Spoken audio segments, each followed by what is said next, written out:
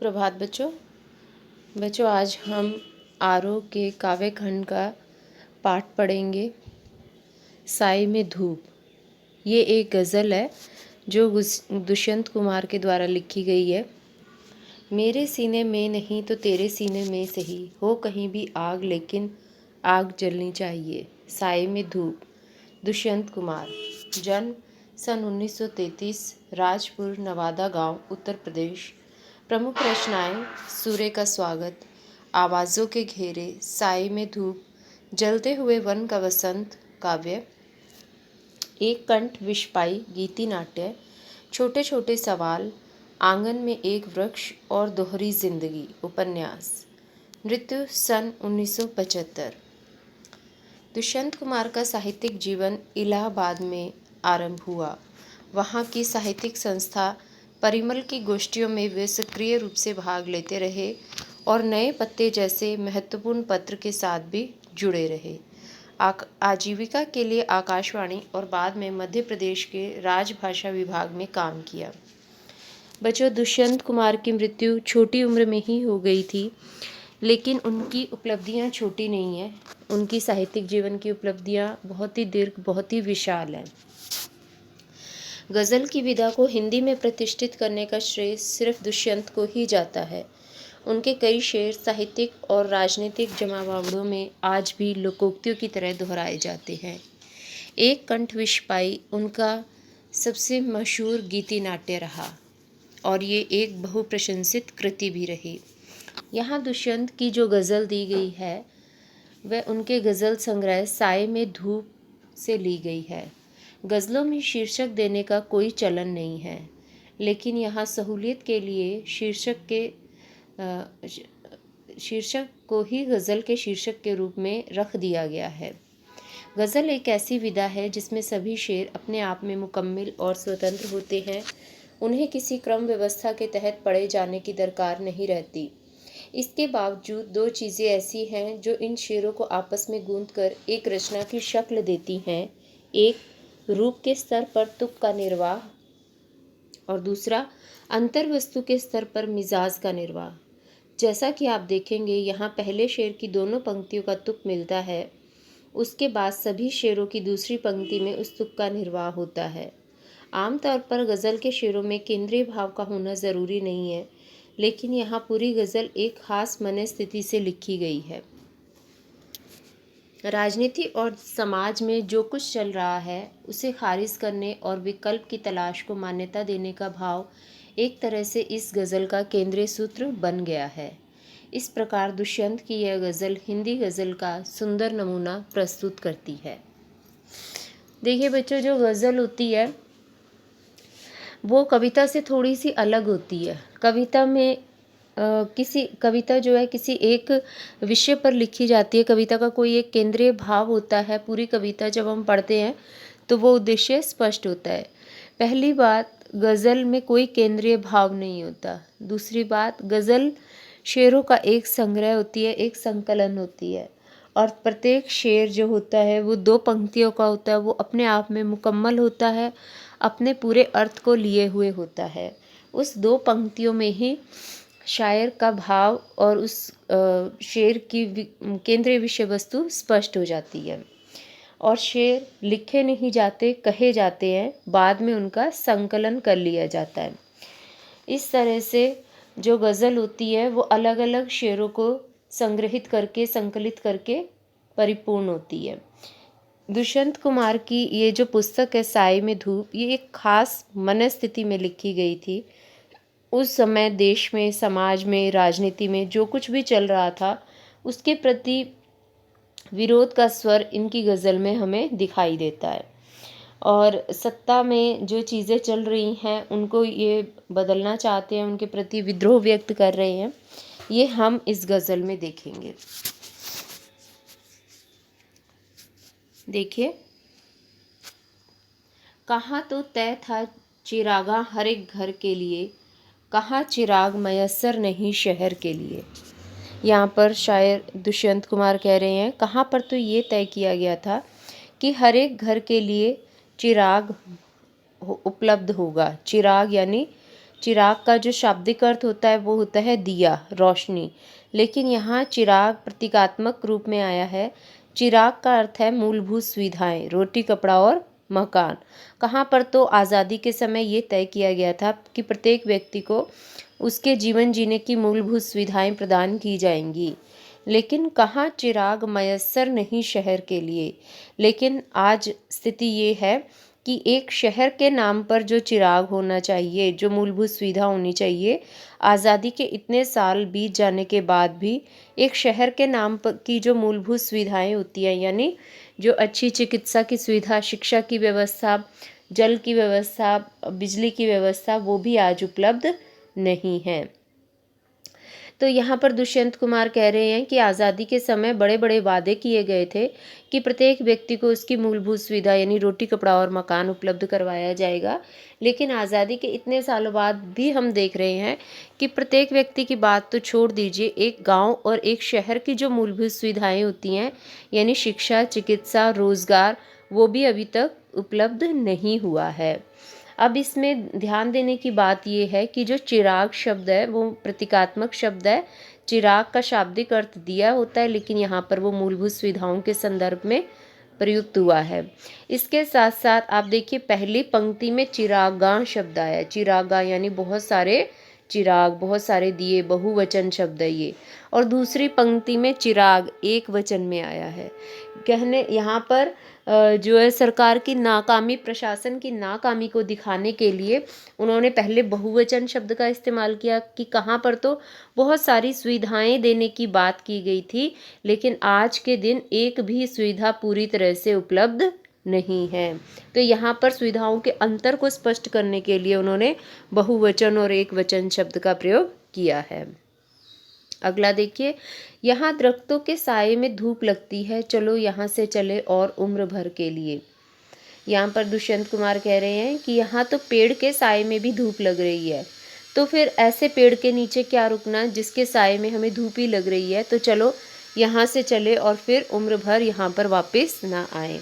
यहाँ पर वो उन लोगों की ओर संकेत कर रहे हैं जो अपने देश से पलायन कर रहे हैं, जो हमारे देश की प्रतिभाएं, जो हमारे देश के लोग हमारा अपना देश छोड़कर बाहर देश जा रहे हैं। यहाँ पर वो कह रहे हैं कि यहाँ तो अपने ही पेड़ के नीचे और उसके साए के नीचे धूप लग रही है। साया यानी जब हम कड़ी धूप में चलते हैं तो हम कुछ देर सुकून पाने के लिए पेड़ की छाया के नीचे चले जाते हैं कि यहाँ पर हमें थोड़ी शांति और सुकून मिलेगा, लेकिन हमें अगर वहाँ भी धूप ही लग रही है तो फिर वहाँ पर बैठना हमारे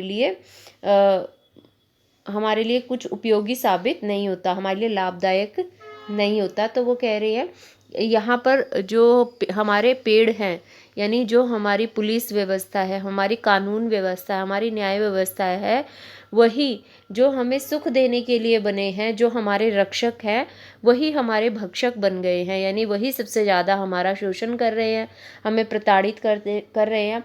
आम व्यक्ति जब किसी मुसीबत में फंसता है तो वो पुलिस, कानून और न्याय से मदद चाहता है, लेकिन वहाँ पर उसको मदद ना मिलकर केवल आश्वासन ही मिलते रहते हैं। तो ऐसे में लोग यहाँ से दुखी होकर, परेशान होकर इस जगह को छोड़कर उम्र भर के लिए दूसरे देशों में पलायन करने लग गए हैं। न हो कमीज़ तो पाँव से पेट ढक लेंगे, ये लोग कितने मुनासिब हैं इस सफ़र के लिए। वो कहते हैं कि हमारे यहाँ के जो लोग हैं, भारतीय जनता जो है वो समझौतावादी है। वो कहते हैं न हो कमीज़ तो पाँव से पेट को ढक लेंगे। हमारे यहाँ के लोग कैसे हैं कि अगर उनको पहनने के लिए कमीज़ नहीं मिल रही है, कपड़े नहीं मिल रहे हैं, तो वो उस कपड़े को पाने के लिए मेहनत नहीं करेंगे, संघर्ष नहीं करेंगे, बल्कि वो अपने पाँव को मोड़कर बैठ जाएंगे और अपने पेट को ढकने का प्रयास करेंगे। यानी जो उनके अधिकार हैं, जो उनके हक हैं, यदि उनको नहीं मिले हैं तो वो उसको पाने के लिए ज़रा भी कोशिश नहीं करते, उसके बिना ही अपने जीवन को चलाना सीख लेते हैं। ये लोग कितने मुनासिब हैं इस सफ़र के लिए। तो ऐसे लोग जो अपने अधिकारों के लिए, अपने हक के लिए संघर्ष करना भी नहीं जानते, उसके बिना जीना सीख लेते हैं, क्या ये लोग भारत देश की तरक्की के सफ़र पर जो हम चल रहे हैं, क्या ये भारत देश की तरक्की के लिए, क्या ये लोग पूरी तरह से मुनासिब है? क्या इन लोगों के साथ हमारा देश तरक्की कर पाएगा, एक विकसित राष्ट्र बन पाएगा यानी नहीं बन पाएगा। तो हमें अपनी सोच को बदलने की ज़रूरत है। खुदा नहीं न सही आदमी का ख्वाब सही, कोई हसी नज़ारा तो है नज़र के लिए। यहाँ दुष्यंत कुमार कह रहे हैं खुदा नहीं न सही, मुझे खुदा नहीं मिलता, मुझे भगवान नहीं मिलता, ना मिले मुझे, मैं ईश्वर को पाने की बातें करता भी नहीं हूँ। आदमी का ख्वाब सही, वो कहते हैं मैं तो सिर्फ इंसानियत के ख्वाब देखता हूँ, यानी मुझे ईश्वर नहीं मिलते कोई बात नहीं, लेकिन मैं तो चाहता हूँ कि हर इंसान खुश रहे, आबाद रहे। कोई हसीन नज़ारा तो है नज़र के लिए, वो कहते हैं मेरी नज़रों के लिए सबसे हसीन नज़ारा वही होगा जब हमारे देश के लोग आपस में मिलजुल कर रहेंगे, जब धर्म के नाम पर, जाति के नाम पर, संप्रदाय के नाम पर, रंग के नाम पर, भाषा के नाम पर हम एक दूसरे को नीचा दिखाना बंद कर देंगे। तो जब हम आपस में अमन, चैन और शांति से रहेंगे, वही नज़ारा मेरी आंखों के लिए सबसे खूबसूरत नज़ारा होगा। मैं भगवान को पाने की बातें नहीं करता, मुझे ईश्वर ना मिले तो मुझे कोई गम नहीं, लेकिन मैं चाहूँगा कि मेरे देश में सब लोग खुशी खुशी, अमन और चैन से रहें। वे मुत्तमिन हैं कि पत्थर पिघल नहीं सकता, मैं बेकरार हूँ आवाज़ में असर के लिए। वे मुत्तमिन हैं, उन्हें यकीन है पत्थर पिघल नहीं सकता, कि पत्थर कभी पिघला नहीं करते। यहाँ पर उन्हें का मतलब हमारे राजनेता, और पत्थर यानी भारतीय जनता। वो कहते हैं कि हमारे नेताओं को तो पूरी तरह से यकीन है कि भारत की जनता तो पत्थर की तरह है, ये कभी नहीं पिघलेगी। इन पर किसी भी तरह के नियम कानून थोप दो, ये कभी भी विरोध नहीं करेगी। लेकिन दुष्यंत कुमार कहते हैं मैं बेकरार हूँ आवाज़ में असर के लिए, मैं उस दिन के लिए बेकरार हूँ जब भारत की जनता भी बोलेगी और उसकी आवाज़ में असर भी होगा। मैं उस दिन को देखने के लिए बेकरार हूँ। तेरा निज़ाम है सिलदे ज़ुबान शायर की, ये इतिहास ज़रूरी है इस बहर के लिए। वो कहते हैं कि तेरा निज़ाम है, तुम्हारा तो नियम है, सिलदे ज़ुबान शायर की, कि तुम हमेशा ही शायरों की, कवियों की, साहित्यकारों की आवाज़ को दबाते आए हो। ये एहतियात ज़रूरी है इस बहर के लिए। ये एहतियात यानी सावधानी रखना ज़रूरी भी है इस बहर के लिए। बहर यानी बुरे शासन के लिए। यानी वो कह रहे हैं कि जब भी कोई बुरे नेता आते हैं, बुरे प्रशासक आते हैं, जिनकी अपनी निरंकुश नीतियाँ होती हैं, जो जनता के हितों को अनदेखा करते हैं, जो जनता की आवाज़ को अनसुना करते हैं, जब जब वो सत्ता में आते हैं ऐसे लोग, तो वो लोग आकर सबसे पहले उनका यही नियम होता है कि वो शायरों की आवाज़ को दबा देते हैं, कवियों की आवाज़ को बंद कर देते हैं। ये सावधानी रखना ज़रूरी भी है, ये एहतियात रखना ज़रूरी भी है, ताकि उनका बुरा शासन कायम रहे। क्योंकि अगर कवियों और साहित्यकारों की आवाज़ को नहीं दबाया गया तो फिर वो जन चेतना फैलाएंगे, लोगों में आक्रोश आएगा, लोग उस प्रशासक का विरोध करना आरंभ कर देंगे। अगला देखिए, जिए तो अपने बगीचे में गुलमोहर के तले, मरे तो गैर की गलियों में गुलमोहर के लिए। अगर मैं जीऊँ तो मैं अपने ही बगीचे में गुलमोहर के तले जीऊँ। गुलमोहर एक फूलदार पेड़ होता है, बहुत खूबसूरत पेड़ होता है जिस पर फूल ही फूल होते हैं। तो वो कहते हैं कि मैं जीऊँ तो अपने ही बगीचे में गुलमोहर के नीचे जीऊँ, और मरूँ तो गैर की गलियों में गुलमोहर के लिए मर जाऊँ। यहाँ पर गुलमोहर भी फिर से एक प्रतीकात्मक शब्द है। गुलमोहर का मतलब यहाँ पर अधिकारों से है। वो कहते हैं कि मैं जीऊँ तो अपने ही बगीचे यानी अपने ही देश में जीऊँ और अपने अधिकारों के साथ जीऊँ, और अगर मैं मरूं तो गैरों के अधिकारों की रक्षा के लिए लड़ता हुआ ही मर जाऊं, गैरों के अधिकारों के लिए संघर्ष करता हुआ ही मैं शहीद हो जाऊं। तो इस तरह से ये जो पूरी गज़ल है, हम देख रहे हैं कि इसमें एक ख़ास कवि की मनस्थिति रही है। उन्होंने शासन का विरोध करते हुए, नेताओं की निरंकुश नीतियों का विरोध करते हुए, हमारी कार्यालय कामकाज के तरीक़ों का विरोध करते हुए, और हमारी भारतीय जनता में चेतना जगाते हुए, उनको ये बताते हुए कि पत्थर की तरह बुत बनने से काम नहीं चलेगा। हमको अपने आँख और कान खुले रखने होंगे, अपने दिमाग का इस्तेमाल करना होगा, और जो चीज़ें हमारे लिए अहितकर हैं उनका विरोध करना आरंभ करना होगा। देखिए पहला प्रश्न, आखिरी शेर में गुलमोहर की चर्चा हुई है, क्या उसका आशय खास तरह के वृक्ष से है या उसमें कोई सांकेतिक अर्थ निहित है, समझाकर लिखें। वैसे तो गुलमोहर तो एक फूलदार पेड़ होता है, लेकिन यहाँ पर गुलमोहर एक प्रतीकात्मक शब्द है, एक संकेत उससे निकल रहा है और वो संकेत है अधिकार। यहाँ पर शायर अधिकारों की बातें कर रहे हैं। वो कह रहे हैं कि मैं जीऊँ तो अपने ही देश में अपने अधिकारों के साथ जीऊँ और मरूँ तो गैरों के अधिकारों की रक्षा के लिए लड़ता हुआ ही मर जाऊँ।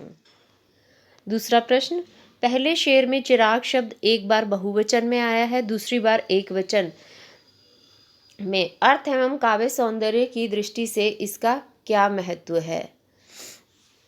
देखिए, जो हमारा पहला शेर था, कहाँ तो तय था चिरागा हर एक घर के लिए, कहाँ चिराग मयस्सर नहीं शहर के लिए।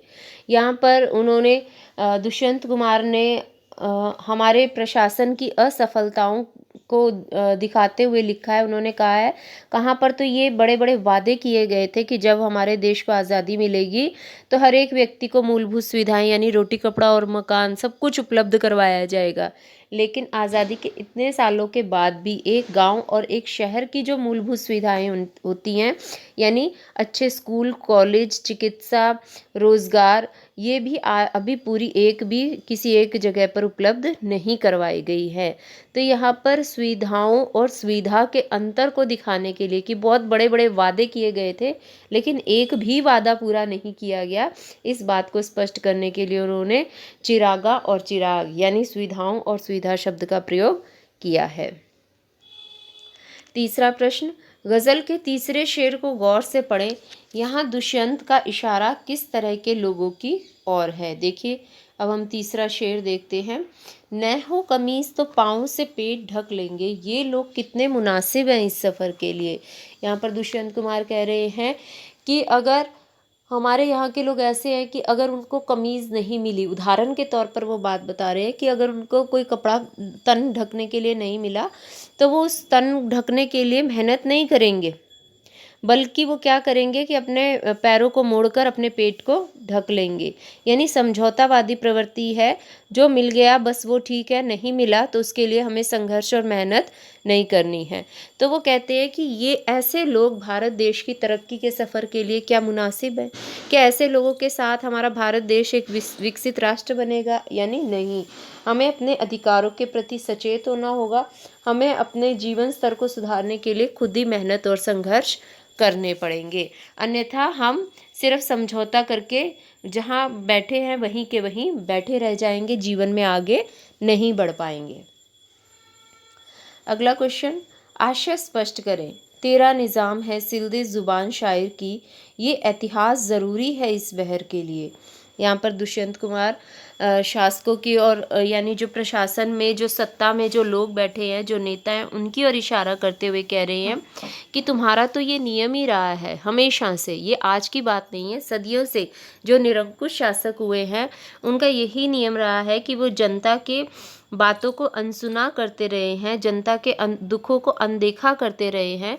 तो वो कहते हैं तुम्हारा तो नियम ही है, तुम हमेशा से शायरों की, कवियों की, साहित्यकारों की आवाज़ को दबाते आए हो। ये इतिहास ज़रूरी है इस बहर के लिए, बुरा शासन चलाने के लिए सावधानी रखना ज़रूरी भी है, क्योंकि अगर आपको बुरा शासन करना है तो सबसे पहले आपको साहित्यकारों, कवियों और शायरों की आवाज़ को बंद करना पड़ेगा, वरना ये लोग जो देखेंगे वो लिखेंगे, लोगों में आक्रोश फैलेगा, लोग विद्रोह करना शुरू कर देंगे। इसलिए पहले ही शायरों की आवाज़ को दबा दिया जाता है। तो इस तरह से ये जो गज़ल के प्रश्न उत्तर है ये हमारे हो गए हैं और इसकी वर्कशीट आपकी गूगल क्लास में डाल दी जाएगी। आप इसके प्रश्न उत्तर और वर्कशीट दोनों करके गूगल क्लास में या व्हाट्सएप ग्रुप में कहीं भी सबमिट कर सकते हैं। धन्यवाद।